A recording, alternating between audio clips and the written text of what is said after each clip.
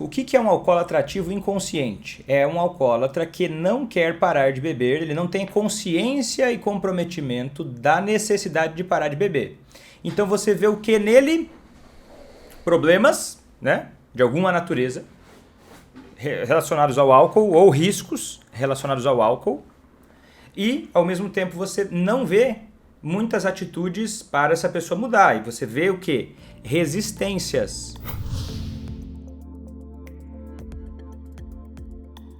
Seja muito bem-vindo, seja muito bem-vinda a mais um vídeo aqui do meu canal em que eu falo sobre estratégias para você fazer quem você ama parar de beber sem deixar de cuidar de si. O meu nome é Vitor Blasius, eu sou médico psiquiatra e nesse vídeo eu vou te falar sobre como fazer o alcoólatra ativo e inconsciente parar de beber. Então, ao longo desse vídeo, se você me acompanhar aqui até o final, eu vou te explicar sobre como que é um alcoólatra ativo inconsciente. É porque essa pessoa que não quer parar de beber, né? Uma pessoa que bebe, tem problemas, ou não quer parar de beber, ou não está comprometida com esse objetivo de parar de beber. É uma pessoa que, né, geralmente se você sofre com o alcoolismo de alguém que você ama, tem grandes chances, a maior parte do tempo, por conta da doença do alcoolismo, ela vai estar nesse estágio, nessa fase. E aí o que acontece? Nesse vídeo de hoje eu vou te explicar o porquê que isso acontece, quais são as alterações que fazem, o que leva uma pessoa a ter um problema de alcoolismo e não reconhecer, e não ter interesse, não se esforçar mais para mudar, né? E mais, acima de tudo, o que você pode fazer para acelerar esse processo, para que essa pessoa que você ama pare de beber. Talvez você esteja me conhecendo agora, ou talvez você me conheça há mais tempo. Quem me conhece há mais tempo já viu talvez algum evento desses em que eu trago casos de alunas minhas. E talvez você tenha visto algum desses casos em que alguma aluna minha fez a pessoa que ama parar de beber em 4 semanas ou menos. Então quer dizer o quê? Existem pessoas, né? Existem alunas, inclusive se você já participou de um desses eventos, você até já viu essas pessoas que conseguiram fazer num tempo tão rápido. Mas a ideia não é nem nesse momento te estimular a querer ser tão rápida. Mas você pode conseguir isso com meses. Algo que, sem a sua intervenção, talvez, né, na maior parte das vezes, leva muitos anos, com muitas consequências negativas para você e para quem você ama. Se você não tiver acesso a essas informações que eu estou trazendo para você, que eu vou falar sobre algumas delas nesse vídeo de hoje, e meu conteúdo todo é voltado para isso, né, para te ensinar essas estratégias e caminhos para você fazer quem você ama parar de beber. Primeira coisa, então vamos direto ao ponto, tá? Vou te explicar então por que isso acontece, algumas histórias de pessoas que conseguiram fazer isso, como você deve fazer na prática e no final vou te dar uma dica aplicável para você já começar. Então a gente começa pelo básico. O que é um alcoólatra ativo inconsciente? É um alcoólatra que não quer parar de beber, ele não tem consciência e comprometimento da necessidade de parar de beber. Então você vê o que nele? Problemas, né, de alguma natureza relacionados ao álcool ou riscos relacionados ao álcool. E, ao mesmo tempo, você não vê muitas atitudes para essa pessoa mudar. E você vê o quê? Resistências. Resistências à mudança, resistências a parar de beber. E que resistências são essas? Eu vou rapidamente te explicar sobre 4 delas, que são tipos de resistências, é uma divisão didática, que você vai começar já a observar e vai começar a pensar, né? Começa a me ouvir, já começa a pensar sobre o seu dia a dia, sobre a pessoa que você ama. Esses 4 R's, descritos por Carlo Di Clemente, um grande cientista da dependência química, que ele trouxe essa explicação didática para nós, explicando da seguinte forma, que as 4 resistências desse estágio são as seguintes: resignação, relutante, o resignado, o relutante, o racionalizador e o rebelde. Quer dizer o quê? As pessoas resistem de formas diferentes, mas a mesma pessoa pode ter mais que um ou variar ao longo do tempo. Então pega o teu papel e caneta, anota aí: resignado, relutante, racionalizador e rebelde. O que é o relutante? O relutante é aquele que ele não quer ver muito. Ele olha, ele percebe um pouco de longe, mas ele não quer muito falar do assunto. Ele desvia, ele não fica bravo, mas ele não... Ele sabe, ele é meio liso, não escapa do assunto, não quer muito ver. O que significa isso? Quer dizer que é sensível esse assunto para essa pessoa. Então você chegar com os dois pés, ou chegar aconselhando demais, você assusta. Você assusta como? Você afasta a pessoa, você deixa ela mais ainda. Ela está tentando evitar aquele assunto porque ele é pesado, justamente. Então tem que ir mais devagar com essa pessoa, para ela poder entender, senão você afasta ela, tá? Eu vou só... Essa explicação é só inicial, tá? É só bem inicial, mas ao longo do tempo você vai entender que é só para você entender o básico aqui, tá? Nesse início. O relutante é isso. O resignado, ele já é diferente. O resignado é aquele que ele percebe, ele olha, ele fala, olha, não, realmente, a minha vida está difícil, né? O tipo de resistência resignado, né? O alcoólatra ativo, inconsciente, com a resistência do tipo resignado. Ele faz o quê? Ele tem um discurso de que ele não consegue, ou porque ele bebe há muitos anos, ou porque ele é doente, então essa é a razão do porquê ele bebe, e não tem como, é muito difícil, ele não tem muita força de vontade, ele está desanimado, ou ele está conformado com a vida ser ruim desse jeito, mas ele olha para aquilo e não mexe muito. É aquele alcoolista que está pessimista. O que essa pessoa precisa, né? Além de, claro, as estratégias do método ACA como um todo, mas uma lógica inicial para você começar a pegar. Essa pessoa precisa você precisa ouvir ela, porque às vezes dá ansiedade, né? Às vezes você fica querendo chacoalhar ela. Fala, acorda aí! Você nem tá tão velho assim, e não existe isso de ser velho. Dá vontade de esfregar as verdades na cara da pessoa. Só que o resignado, ele faz isso porque na cabeça dele, ele tem uma dificuldade, um obstáculo que ele imagina que aquilo lá é difícil, é impossível. Para você pode parecer ridículo. Não, mas poxa, vamos lá, levanta a cabeça, sacode a poeira, vamos lá. Mas o que você precisa fazer então? Ouvir essa pessoa, segura um pouco essa ansiedade de que para você o caminho é óbvio, escuta essa pessoa e acompanha ela para entender o que está difícil.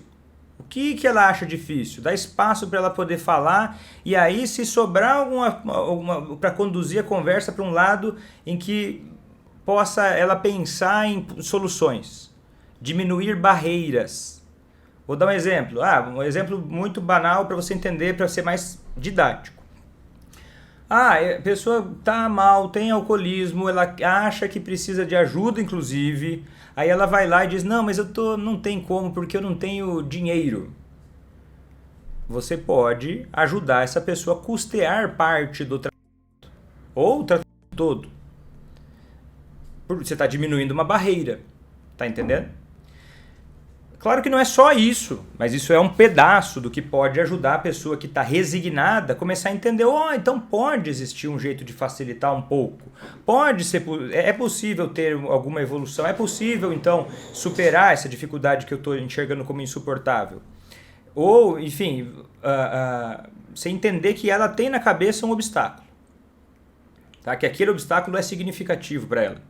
Não é sempre, é mimimi, sempre é mimimi. Tem o pessoal que está com muita raiva e começa a deixar a raiva cegá-los. E aí olham para o alcoólatra e vê ele sendo resistente e pensa, isso é um baita do mimimi do caramba, ele é fraco, ele está só manipulando, isso é pura manipulação. Isso é uma forma pobre de enxergar o comportamento humano, é uma forma que simplesmente se abstém de observar que existe ali uma questão mais complexa.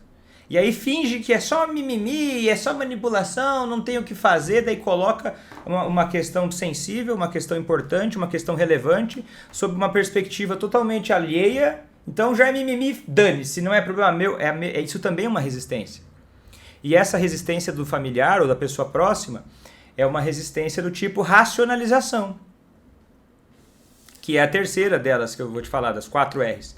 O racionalizador, ele acha motivos, explicações muito lógicas, fundamentadas do porquê que aquilo é desse jeito. Por exemplo, um alcoólatra ativo inconsciente que é do tipo racionalizador, a resistência dele, ele vai trazer até artigos do jornal O Globo dizendo uma besteira gigantesca do tipo a cerveja previne o Alzheimer.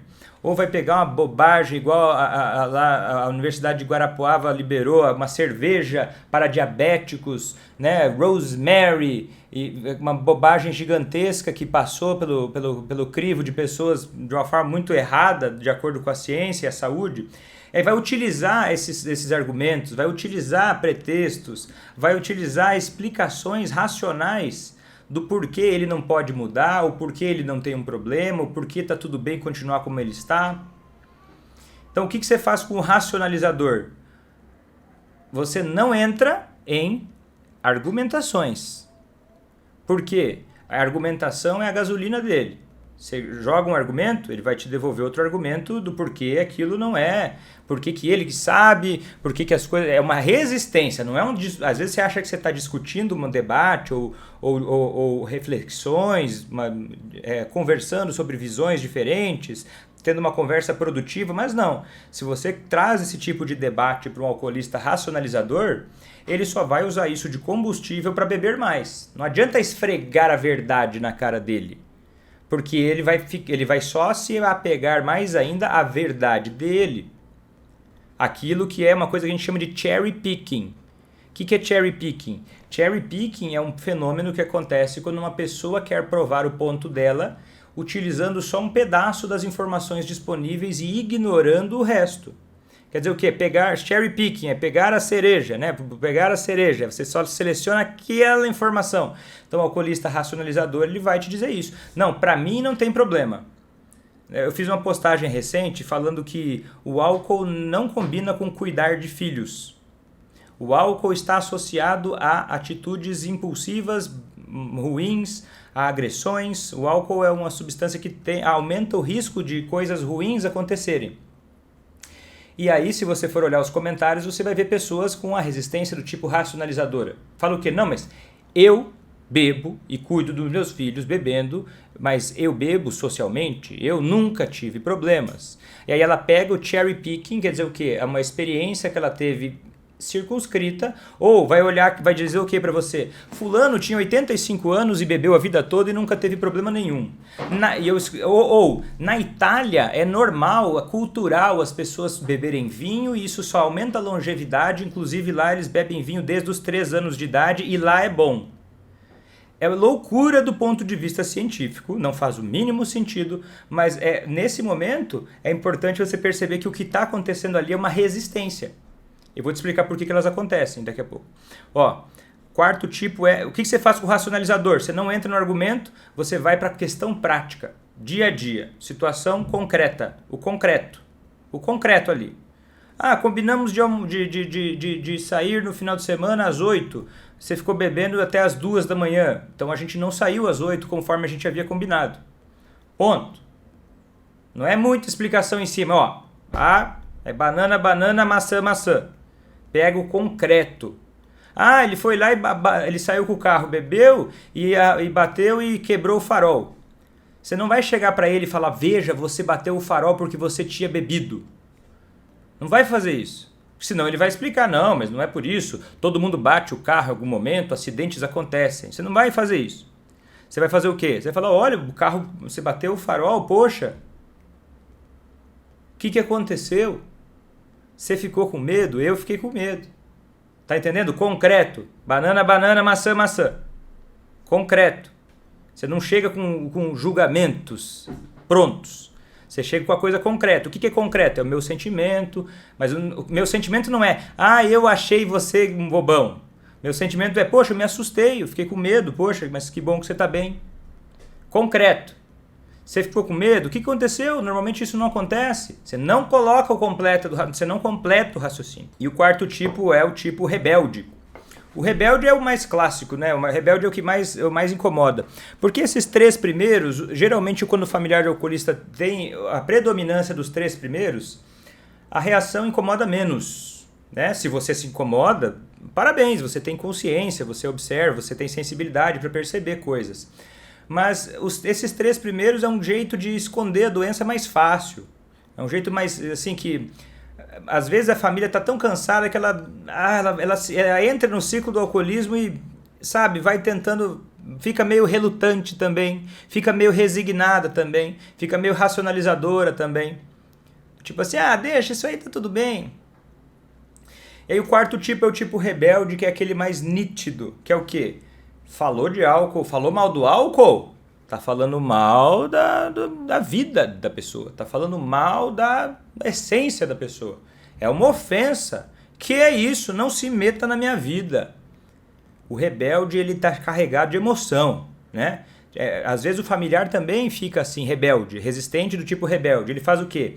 Ele vem com comentários do tipo assim, ele aparece às vezes numa postagem ou numa live e fala assim, mas não tem como, esses alcoólatras é tudo vagabundo, sem vergonha. Fala umas besteiras com raiva, que não tem nem sentido, destila aquele lixo, joga aquele lixo. Por quê? Porque o rebelde, ele se incomoda muito quando vem alguma informação que está ali sendo desconfortável relacionada a esse conflito da bebida.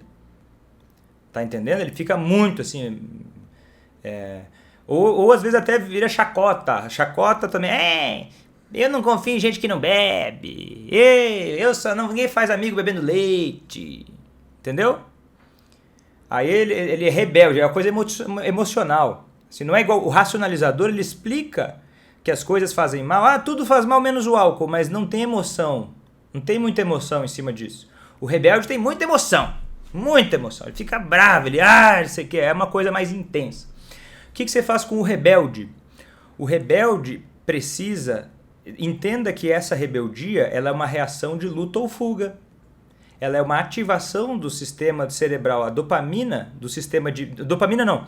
A amígdala, o nosso sistema de luta ou fuga, que é uma área do cérebro que fica aqui no meio, tem dos dois lados, na parte medial do lobo temporal, ali a gente tem as amígdalas, uma em cada lado.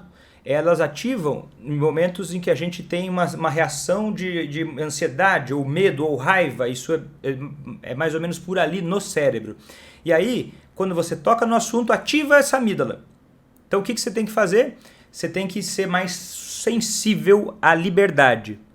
Porque a amígdala ativa muito com a ideia de ameaça e medo, e de controle. Então se você chega muito conselheiro ou rebelde, ele vai ficar muito bravo. Porque vai ativar o cérebro dele, vai ser difícil pensar.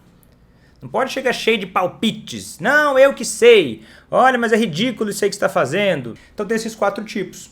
Resignado, relutante, racionalizador e rebelde. Né? Essa é uma resistência que o Di Clemente descreveu essas 4 resistências e a gente consegue observar isso, né? Uma forma bem didática da gente observar isso na prática e perceber que as pessoas podem ter esse tipo de resistência. As pessoas podem manifestar esse tipo de resistência. Né? Mesmo o alcoolista, mesmo você. Agora, qual que é a diferença do alcoolista? Beleza, o alcoolista pode ter essa resistência, mas por que esse tipo de resistência acontece? Primeira coisa que eu quero te dizer é o seguinte, existem vários motivos. Vários motivos para isso acontecer. Mas eu quero começar te falando sobre o seguinte. Tem gente que resume a necessidade de parar de beber em admitir que é alcoólatra. Tá? Tem gente até que diz que isso é uma coisa que veio do AA. Não veio do AA. O AA nunca disse isso. O AA, o Alcoólicos Anônimos, utiliza um dos passos, admitir que é alcoólatra. Mas nem o AA, eu nunca vi uma manifestação do AA dizendo que a pessoa precisa ser forçada a admitir que é alcoólatra e que isso o caminho é fazê-la forçar. Ele convida a pessoa e convida para seguir os passos deles. Mas isso distorceu, tipo um telefone sem fio, e aí virou uma bobajada do pessoal falar que a pessoa para parar de beber ela precisa começar, o primeiro passo é admitir que é alcoólatra. Não, é uma distorção isso. Admitir que é alcoólatra não traz muito benefício. E aí às vezes você fica tão frustrada conversando com um alcoólatra que está resistente, com um alcoólatra ativo, inconsciente, e tenta fazer ele admitir que é alcoólatra. Aí ele vai lá e admite... eu sou alcoólatra, por isso eu não paro de beber. Racionaliza. Trava, pega, imagina, aquela informação chegou, bateu na resistência, virou outra coisa que vai falar a favor do alcoolismo. Vitor, mas isso é desesperador. Então, se não adianta admitir que é alcoólatra, o que eu preciso fazer? Você precisa parar de achar que é raso que é uma diquinha só para fazer quem você ama parar de beber. Você precisa começar a levar isso a sério e entender que há um caminho para você fazer isso e que não tem como te dizer isso em 5 segundos. Tá? Por isso que eu promovo eventos, por isso que eu promovo lives, por isso que tem o curso ACA, para te mostrar esse caminho em cada fase do processo. Você está acostumado a conteúdo miojo não enche barriga. Tá entendendo? Então você precisa entender que existe um processo para fazer isso acontecer e que muita gente faz em 4 semanas ou menos. Mas é simples, mas não é fácil. Mas para quem quer de verdade fazer quem ama parar de beber, ser possível é suficiente. Né? Viver a sobriedade de quem ama, parar de sofrer por conta do alcoolismo de quem ama. Né? Começar a entender caminhos reais e não ficar preso nesse ciclo do alcoolismo, sofrendo e vendo quem ama se matar dia após dia. Né? Então, admitir que é alcoólatra não é o caminho, mas existe uma evidência bem interessante de um artigo que saiu em 2021 na revista Drug, Alcohol and Dependence. Em setembro de 2021, um artigo de Julia Kim e colaboradores mostrando a validade de uma escala, tá? Chamada de Alcohol Use Awareness and Insight Scale. Quer dizer o quê? Essa é uma escala que, né, um profissional vai aplicar e vai ter uma validade um pouco melhor. Não é perfeita, mas ela ajuda a entender. E eu acredito que explicar um pouco o que tem nessa escala para você te ajuda a dar um passo a mais para entender o que vai estar em jogo quando a pessoa percebe que ela precisa mudar. Depois eu vou te falar o porquê que ela tem essa dificuldade. Mas olha os elementos que precisa ter de acordo com essa escala. Tá? Não são os únicos, tem vários outros, eu já falei em outros vídeos, mas aqui eu vou usar ela para te embasar o raciocínio seguinte. Que é o seguinte, são 4 grandes componentes de acordo com essa escala AAS, né? AAS. É o seguinte, o primeiro deles é a consciência de que existe um problema com álcool. Beleza. A pessoa admitiu que é alcoólatra, ou não. Não precisa dar rótulo, não precisa dar nome. Né? Nunca viu a história do Romeu e Julieta? Se uma rosa não se chamasse rosa, ela perderia o aroma da flor? Não. Então o nome não é tão importante assim. Mas é a percepção de que existe um problema com álcool. É um dos componentes. O outro componente não adianta ter essa percepção se você não tem a percepção de que problemas e sofrimentos que você tem hoje são ligados a sintomas deste problema com álcool. E atribuí-los a isso. O meu casamento está ruim por conta deste problema com álcool também. Tá? É outra parte. Terceiro, a percepção da necessidade de ajuda. A percepção da necessidade de ajuda é um sinal de percepção do problema, da gravidade desse problema. A maior parte dos alcoolistas para de beber sem um tratamento formal, mas mesmo os que fazem isso, eles entenderam que o que tem é sério e algum tipo de ajuda, nem que seja indireta, foi buscada. A gente não faz essas coisas totalmente sozinho, não tem como. Agora o quarto é a percepção de que se eu continuar agindo da mesma forma, se eu não fazer algo para mudar isso que está acontecendo, essa doença, esse problema, esses sintomas, essa necessidade de buscar ajuda, eu tenho consequências negativas muito dolorosas, muito negativas. São 4 grandes elementos. Então a pessoa vai tendo essa consciência nesses 4 campos. Agora perceba o seguinte, você que é familiar de alguém, quer fazer alguém que ama parar de beber, também passa por um processo assim. Quem chegou hoje, fala assim, Vitor, poxa Vitor, eu não tenho nada a ver, quem tem que mudar é ele. O primeiro sinal, a primeira grande categoria da percepção do problema não caiu. Essa pessoa não caiu a ficha. De que existe um problema e de que ela pode, se ela quiser ou não, ser parte da solução ou continuar não sabendo, e não saber é inevitavelmente ser parte do problema. Não tenho nem curiosidade de saber.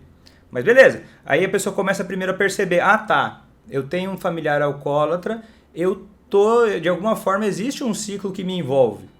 Começo a entender isso. Segundo começar a perceber que sofrimento e dificuldades que está passando hoje tem a ver com esse problema de alcoolismo da pessoa que ama. Tem a ver com isso. E que não dá simplesmente para ir embora, muitas vezes também não é uma solução para todos. Tem gente que ama, tem gente que se importa, tem gente que leva aquele relacionamento é relevante. Então ter uma percepção de que aquilo é importante e que eu não fazer nada me traz problemas. O terceiro é o familiar do alcoolista perceber também que precisa de ajuda e ter humildade para perceber que precisa de ajuda. Não é fácil. O orgulho da gente, ele é um grande veneno. É difícil sair do orgulho, porque você parar para me ouvir, para querer aprender alguma coisa comigo, talvez dentro de você vai quebrar uma ilusão boba, mas a gente cai em ilusões bobas de que eu deveria saber tudo sozinho, eu é que sei. Mas se eu for aprender com alguém isso me diminui. É meio louco, mas acontece. Isso bloqueia muita gente. É uma falta de humildade que acontece. E a quarta é não perceber o quanto não fazer nada vai trazer uma consequência terrível, né? Ficar esperando um milagre ou uma tragédia. A pessoa não ter essa percepção de que, cara, se eu deixar isso acontecer, vou deixar uma bomba explodir. Entendeu? Deixar uma bomba explodir. Então essa escala ajuda a perceber. Mas vamos lá. Existem outras e ela está associada também a uma escala muito validada chamada Audit. Essa escala Audit você pode preencher essa escala sem o alcoolista que você ama e a partir do resultado dessa escala você ter um número que vai te ajudar a perceber o quanto é grave aquele problema. Na semana ACA eu vou enviar para quem tiver inscrito uma cópia dessa escala para poder fazer junto com a gente. Vai ser um dos exercícios que a gente vai fazer. Spoiler, não conta para ninguém. Isso aqui é só você que está assistindo essa live até agora. Eu vou jogar essas coisas no meio porque eu quero favorecer quem está acompanhando. Então vamos lá. Por que o alcoólatra não percebe que ele precisa parar de beber? É porque ele é sem vergonha, Vitor. É porque ele não ama a família. Olha, essa é a minha opinião, Vitor. Deixa eu te falar, isso não é uma opinião. Isso é uma demonstração de falta de conhecimento. Não é uma opinião. Porque você ter uma opinião sem ter nenhuma informação para poder tirar essa opinião de algum lugar, não é uma opinião. É uma bobagem que se fala baseada em resistências. Então o que acontece? Tem uma revisão muito interessante que saiu em 2017, uma revisão publicada por autores italianos, Caterina Galandra e colaboradores, falando sobre as bases neuronais da dificuldade de perceber a tomada, avaliar de uma forma completa a tomada de decisão no alcoolismo. Então quer dizer o quê? É a Caterina Galandra e os colaboradores nessa revisão desses autores italianos que saiu na revista Nature. Foi publicada na revista Nature, uma das revistas mais respeitadas do planeta sobre ciência. Foi publicado mostrando que alcoolistas têm alterações cerebrais mensuráveis em ressonância magnética funcional, que são mensuráveis, que mostram o quê? Uma dificuldade de prever problemas, uma dificuldade de perceber que vai ter um problema aquele comportamento deles. É louco isso, porque na prática, o que você vê? Você vê uma pessoa que parece que tá louca, parece que é isso? Tá óbvio e essa pessoa nega? Que estranho isso. Só que o que é isso? Isso é uma demonstração da vida real que você vê no cotidiano, do enfraquecimento de uma parte do cérebro que é racional, o córtex pré-frontal ventromedial, que é o que calcula o risco, que calcula o problema. Você vê um enfraquecimento dessa atividade e uma alteração na ligação dos cabos de duas partes do cérebro. O estriado ventral, que tem lá o sistema do prazer, lembra o núcleo accumbens? Junto a ligação daquela parte do estriado ventral com o córtex pré-frontal na parte dorsolateral. O que isso acontece? Faz a pessoa tomar atitudes, vou traduzir, desculpa se eu fui muito complexo agora, eu vou traduzir. Faz a pessoa ficar cega. Faz a pessoa ter um véu na cara que ela não consegue ver que é burrice o que ela vai fazer. Tá? Eu peço licença agora falando mais uma linguagem mais coloquial para você entender, tipo assim, se não entendeu antes. Faz o cérebro da pessoa não calcular direito. É uma miopia do futuro. Ou se você quiser ser mais da parte da neuroeconomia, é uma alteração, é um aumento do delay discounting. Quer dizer o quê? Na hora que eu tomo uma ação, vou te dar um exemplo. Para você assistir essa live que você está assistindo agora, muito rapidamente o seu cérebro fez um cálculo. Para você continuar assistindo, também fez um cálculo. Seu cérebro pensou, eu vou parar e vou pegar aqui e vou assistir essa live. Será que vale a pena esse tempo? Será que eu vou ganhar? Será que o esforço que eu terei que fazer compensa o benefício que eu vou ter com aquilo? Mesmo sem saber, você está achando que vale a pena. Senão você não estaria assistindo. Você está achando de alguma hora, eu estou vendo ainda, mas vale a pena. Você só vai, por exemplo, sair para dar uma volta, sai da sua casa para dar uma volta na rua. Sei lá, você vai dar uma volta para espairecer. Você só vai fazer isso se o seu cérebro calcular que o benefício que vai ter daquilo que você vai fazer e o esforço que vai ser necessário para fazer aquilo lá vai compensar. Por isso, neuroeconomia. O alcoolista, ele tem o cérebro dele não calcula bem isso. Ele calcula que, beber é mais interessante. Só que não é racional, você está entendendo? Porque a área do impulso que leva a pessoa a fazer isso, que é o estriado ventral, que é o córtex pré-motor, que não é ainda muito... que é ligado à intenção, é ligado a uma coisa chamada goal pathway, que é o quê? É o vai. É o vai do cérebro, é o vai. Ação. Vai, a pessoa vai. Ela vai e se lasca toda. Aí acontece o quê? A memória com o álcool fica mais diminuída. Então fica menos marcante aquilo que ele se lascou todo naquele momento. Então percebe como vai combinando as coisas. E aí vai lá e vai conversar com o familiar está decepcionado. Porque olha pra ele e pensa, cara, você só faz porcaria, você só age de formas ridículas, idiotas. Você não tem vergonha? Aí o alcoolista olha para aquilo lá e fala, ei, sai fora. Cuide da sua vida. Como uma defesa rebelde. Se for o caso do rebelde, tem outras defesas, né? Ou o familiar vai lá e fala, coitadinho, você não pode fazer assim, coitadinho, você tá doente. O alcoolista vai olhar e falar assim, doente do quê? Porque ele não tá vendo assim, não é racional assim, meu Deus. Não é. Ah, mas a minha opinião é diferente. Tá, então a sua opinião, baseada em nada ou numa experiência bem distorcida, ela derruba todo o conhecimento que a gente tem de neurociência, ela faz a revista Nature perder toda a validade dela e ser uma coisa que tudo é piada. Toda a história da pesquisa científica séria sobre o cérebro humano vira uma piada perto da sua opinião de que é sem vergonhice. Estranho, né? Estranho. Tá entendendo? Tá, Vitor, mas e aí? Essas alterações cerebrais acontecem. Então isso faz o alcoolista ficar meio cego pro futuro. Então não adianta ficar só conversando. Ai, Vitor, mas o familiar do alcoolista ele aconselha tanto que chega uma hora que cansa. Mas é lógico, criatura. Quem falou pra você ficar aconselhando tanto? Você faz um negócio de qualquer jeito. De qualquer jeito, porque você faz aquilo que você sabe. Você não sabe muito. Aí você faz um negócio todo torto, que vai contra tudo o que está acontecendo. E aí você fica esperando melhorar. Claro que vai cansar.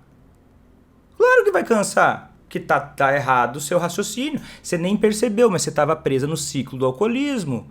E aí o sintoma nesse caso é a falta de curiosidade. É a falta de interesse. É o vitimismo. Que daí, ao invés de olhar para a situação, você fica perdida num monte de bobagem. E o que acontece? Se você quiser ir mais além, Vitor, eu quero saber mais ainda. Então você pega uma revisão das bases moleculares de Dorit Rom e Savage Barak, que eles avaliaram a nível molecular. A conclusão é a mesma, tá? Eu vou dar um spoiler pra você. Só que eles fizeram a conclusão, só que daí não foi com ressonância magnética funcional. Eles pegaram níveis moleculares dessas alterações cerebrais e adivinha que conclusão chegaram? Na mesma que eu já te falei antes, tá? Economizei a tua história. Economizei. Só que daí eles chamam assim de o álcool causa neuroadaptações que fazem uma mudança, um aprendizado motivacional aberrante. Pode chamar de outras palavras. Ele fica cego, ele fica bobão pro futuro, ele não enxerga que está acontecendo um problema sozinho tão fácil assim quanto você acha. Ele não está olhando com a mesma visão que você está olhando. Ele está olhando tudo fosco, tudo cheio de fumaça. E aí eles falam também, o aprendizado motivacional aberrante e uma alteração do processamento de memórias. São palavras a neuroadaptação quer dizer o quê? O cérebro dele mudou por conta do álcool e fez ele ficar impulsivo, ele não segura mais a onda fácil. Não é assim para segurar a onda. E nem ele sabe disso, ele nem percebeu isso aí. Quando vê, já era quase. Você entende a importância de um familiar, uma pessoa de fora? Peraí, essa parada não tá certa. Tá errado isso aí, porque você tá enxergando, o seu cérebro não tá passando por isso. A não ser que você esteja também com alcoolismo grave. Né? E o que acontece? Então são motivos internos para o alcoolista não perceber que tem um problema que não tem nada a ver com a maior parte das coisas que você já ouviu. O álcool altera o cérebro, a pessoa olha, quer ser normal, ela acha que todo mundo bebe e que é normal, então ela quer beber para ser normal, porque ela não quer ser uma pessoa anormal. Tem um luto, é um luto. Você talvez quando começou a me acompanhar, tem muita gente que é assim.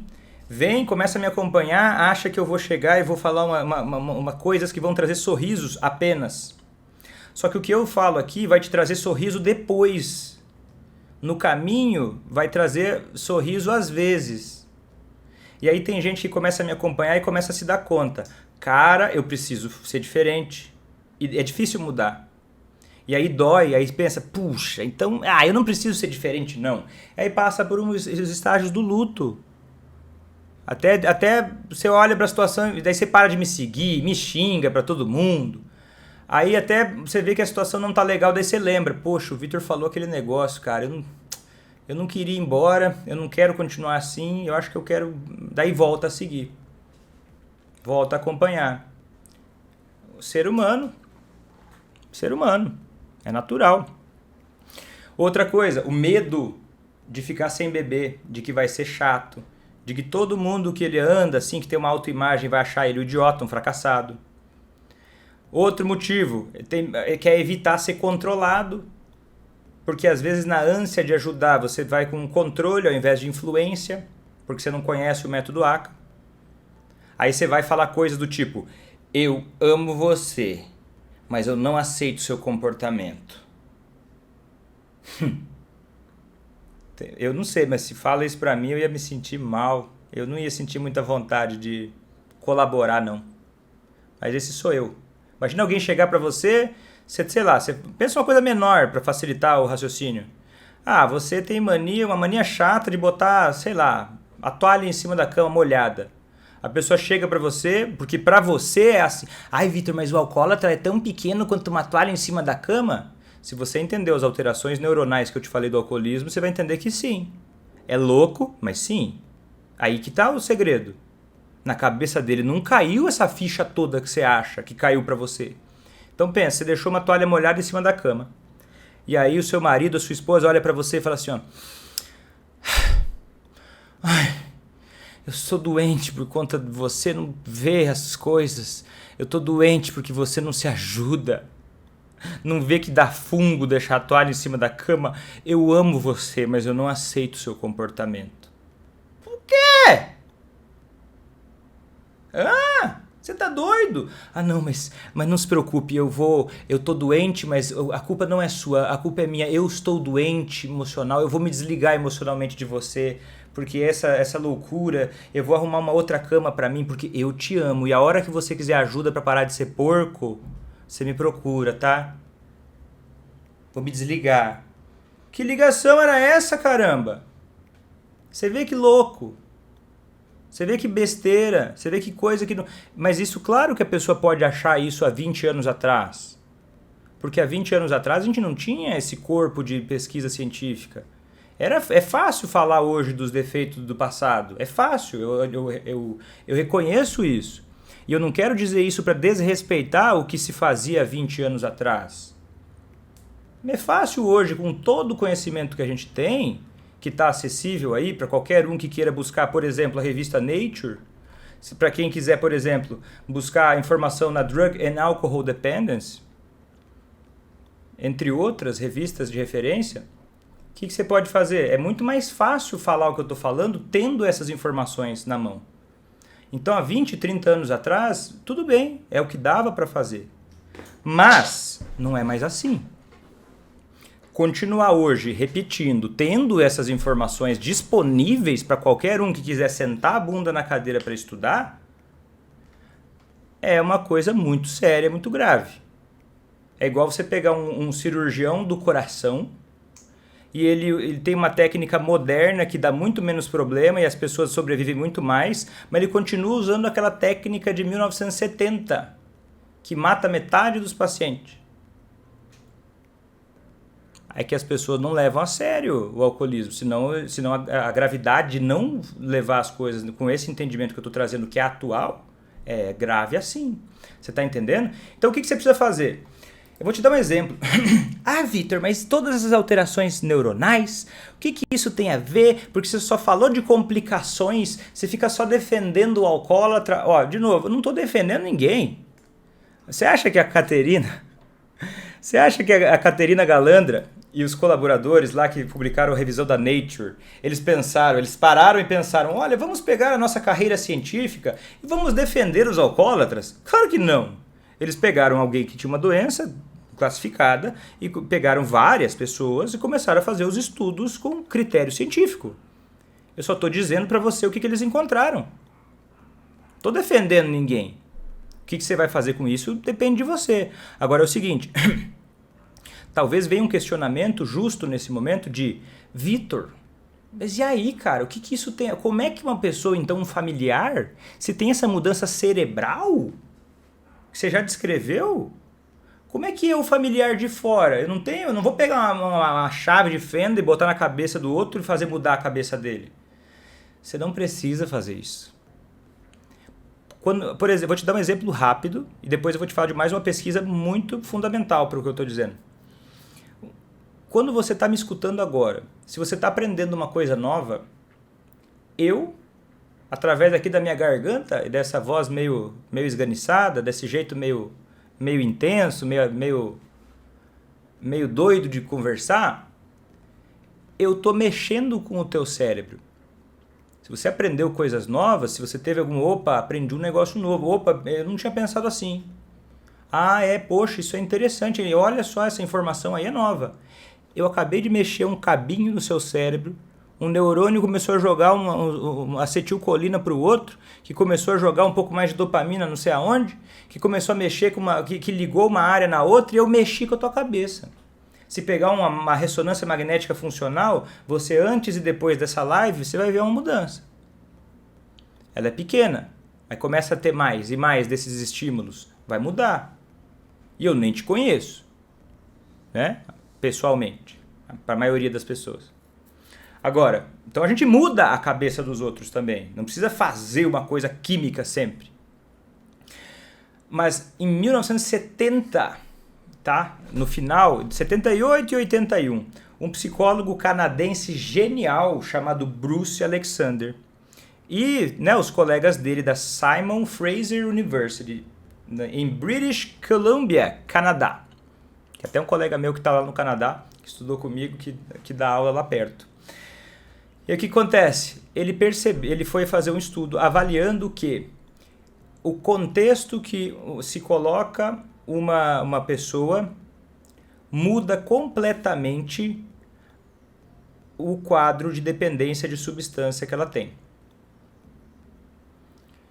Eu vou só rapidamente, tem outros conteúdos que eu explico mais a fundo, esses estudos dele, mas eu só vou te falar o seguinte, por exemplo, na Guerra do Vietnã, a maior parte dos soldados viciou em morfina e outras substâncias, fentanil, opioides.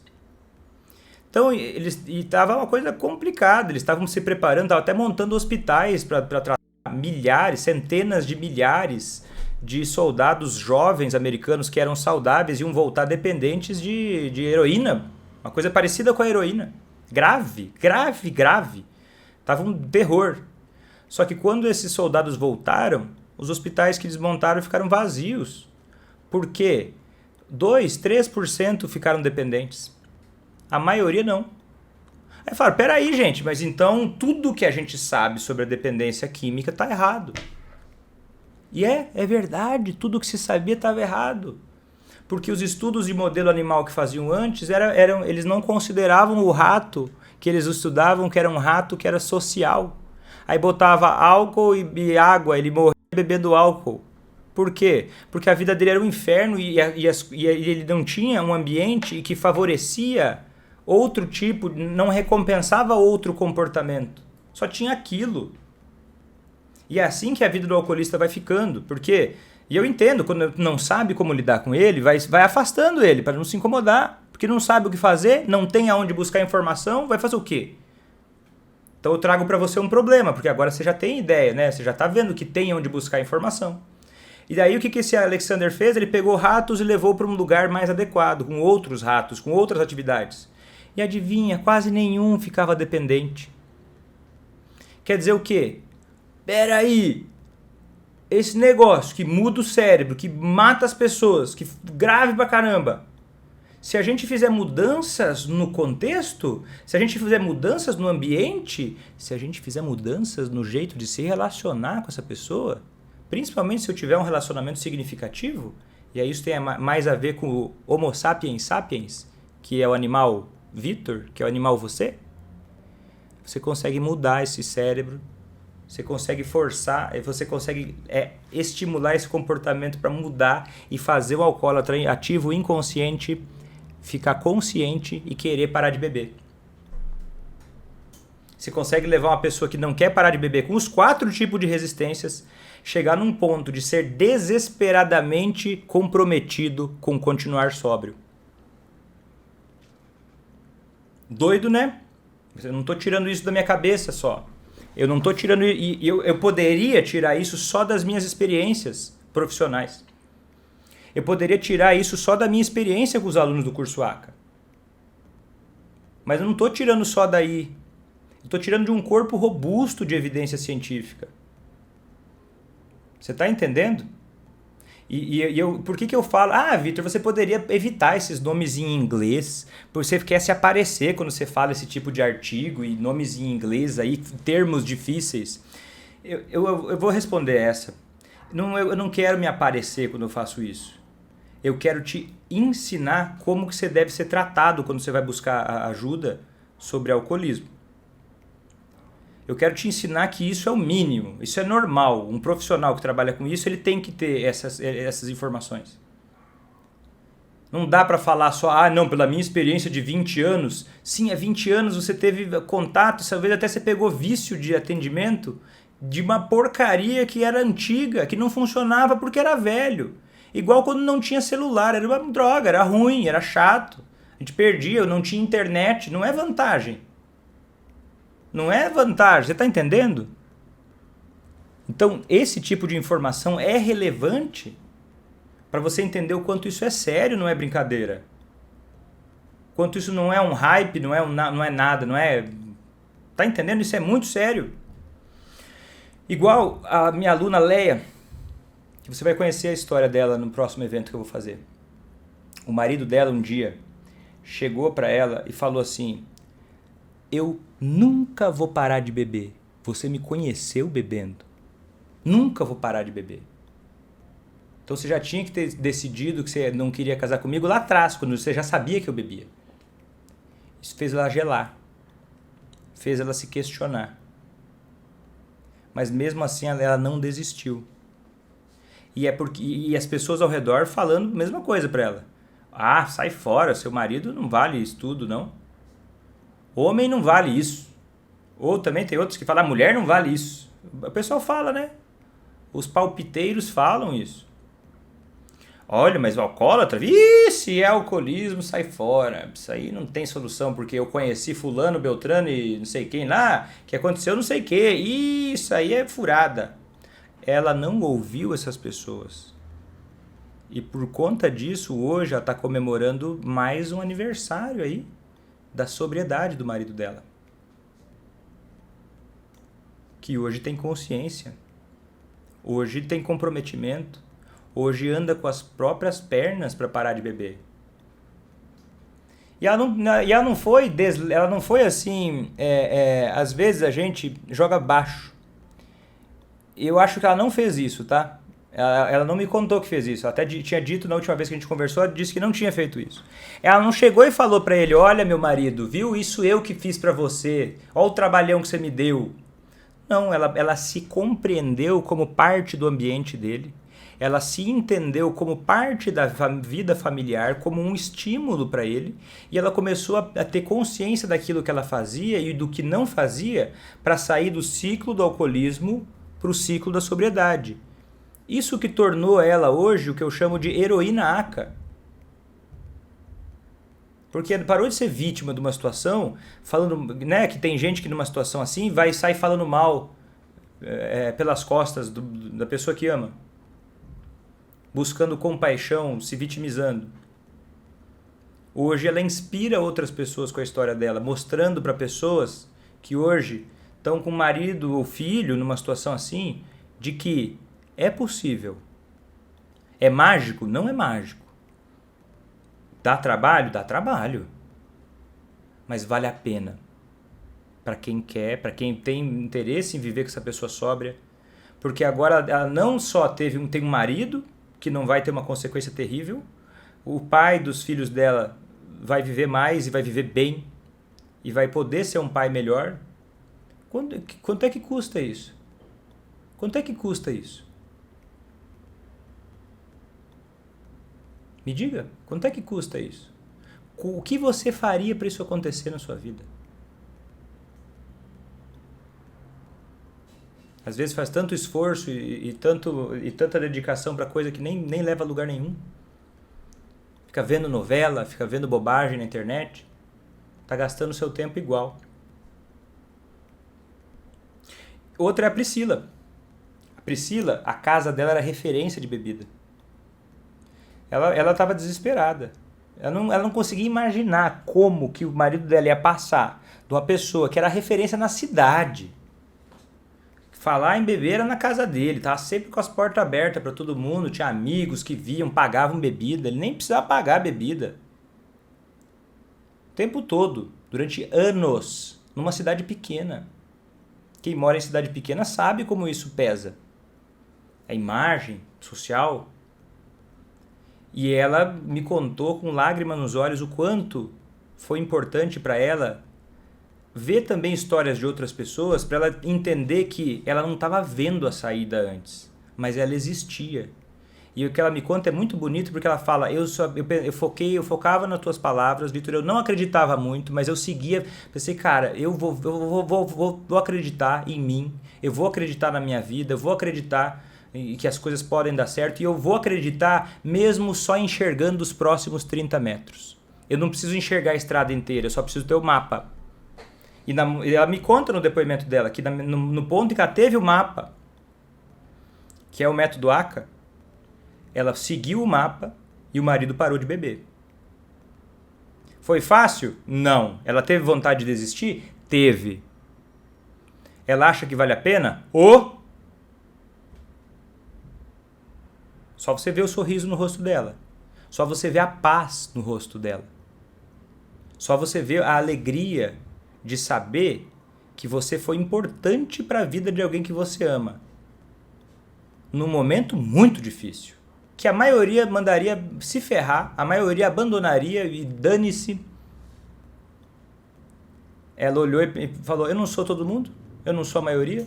Essa sociedade doente aí, eu não vou jogar minha família fora. Eu quero viver bem com meu marido, eu mereço. Eu sei que tem um cara aí por trás que é legal. Faz tempo que eu não estou vendo ele, mas ele é bom. Eu sei que está aí em algum lugar. Eu quero voltar a ter o pai dos meus filhos.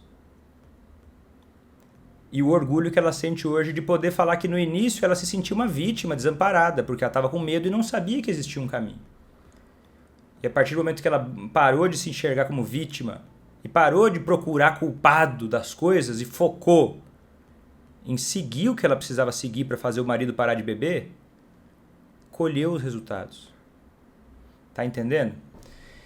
Então, o jeito errado é você ficar... o jeito errado de você fazer... Eu não estou falando aqui que para fazer quem você é parar de beber, você agora não fala mais nada. Não é simples assim. Agora fala ou não fala. Pronto, gente, acabou a live. Você acha que eu estou contando todas essas histórias e explicando tudo isso para você? do nada. Ah, era só uma dica, porque não tem como você conseguir um resultado desses, grande, sem entender a base. Você não precisa saber tudo o que eu disse, você não precisa entender o nome de nada do que eu falei. Ah, esqueci a Caterina, o quê? Não interessa o nome dela. O que você precisa entender dessa live aqui é que o alcoolismo não é falta de vergonha na cara. Aquilo ali, o álcool muda a cabeça da pessoa que você ama.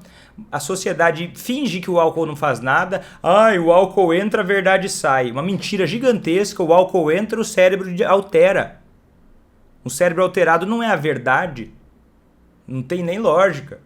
Um atestado de ignorância falar isso. E aí o que acontece? Para você entender que existe um caminho que leva o alcoolismo a acontecer, faz a pessoa ficar alcoólatra inconsciente, que precisa ter sensibilidade de ver como que está o negócio, como é que é a situação. Você não precisa lembrar agora o nome de tudo, mas tem resistências que são diferentes, não é tudo igual. E eu preciso agir diferente com pessoas diferentes, em momentos diferentes. Você faz isso naturalmente com quase todo mundo. Você pega um amigo que está mal-humorado no dia, você não vai chegar falando coisa que sabe que provoca ele. Você vai deixar para falar outro dia. Porque é natural. Só que quando é alcoólatra, dane-se. Você já está com raiva. Porque você nutriu um monte de expectativa que era errada, porque você ouviu muita bobagem. E aí você fica sem esperança, por quê? Porque você não acredita, porque você nunca viu. Você só ouviu bobagem. Velha, coisa que não tem nada a ver. Gente machucada que também quer tirar a tua esperança. Porque uma pessoa que perdeu a própria esperança, ela de alguma forma é como se fosse uma pessoa que está se afogando. Quando você vai pegar alguém que está se afogando, você não pode se jogar junto com ela porque ela vai te afogar junto.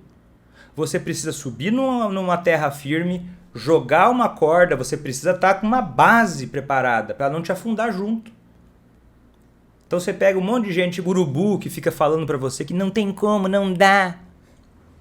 Porque essas pessoas estão se afogando. É muito mais fácil para elas dizerem que não dá, mentir que não dá, do que olhar e falar, eu não quis mais, eu não quero mais. Eu não vou fazer porque eu não quero mais. E tá tudo bem. Se você não quer, tudo bem. Isso é uma decisão muito pessoal. Quem sou eu ou quem é qualquer pessoa para falar o que você tem que fazer? Agora, a gente tem responsabilidade, né? Tá vivo, não pediu para nascer, mas a gente tem responsabilidade, né? Tem consequência o que a gente faz. Então, você precisa refletir sobre os problemas. O que está levando hoje... qual é a forma que você enxerga o alcoolismo hoje? Será que você está rotulando? Então, tem várias coisas que eu falei que são erros, que quando eu falo de um erro, eu estou falando ao mesmo tempo de um acerto. Não errar é um começo. Você rotula de alcoólatra? Para de rotular de alcoólatra. Seja mais concreta. A coisa que aconteceu. Pô, você chegou de madrugada derrubando tudo, você me acordou. Esse é o assunto. Tá entendendo? Todos os caminhos vão levando a Roma se você fala do que está acontecendo concretamente. E ao invés de chegar cheio de opiniões sobre o que acontece, vai mais na maciota nessa fase. Pergunta, o que você achou daquilo que aconteceu? Na moral, o tom precisa ser um tom aberto. Aí, como é que foi a festa? Foi legal? Ah, tudo bem? Legal? Começa aí. Quando vai falar de uma preocupação, não joga a preocupação como uma bomba. Joga se responsabilizando por ela. Quando você bateu o carro e quebrou o farol, eu senti medo, porque você é importante para mim. Eu senti medo. Você está entendendo? Você se responsabilizar mais. Vai ter mais lives que eu vou falar mais sobre outros detalhes. Mas nesse momento a coisa mais importante é você começar, já vai pescando esses erros mais simples, porque o simples também importa. Ai, Vitor, mas eu achei muito simples essas dicas que você deu hoje. Tá, as dicas eu estou preparando a semana ACA. Né? É o que eu falei para você, é lá que eu vou te mostrar, que a gente está aquecendo, tem que se aquecer. A outra coisa é a seguinte, quem não valoriza a pequena coisa, nunca conquista a grande coisa. Uma maratona é feita de um passo. Tá? Gostou do conteúdo? Se inscreve, curte, compartilha com outras pessoas. Eu vou ficando por aqui. Tchau, tchau.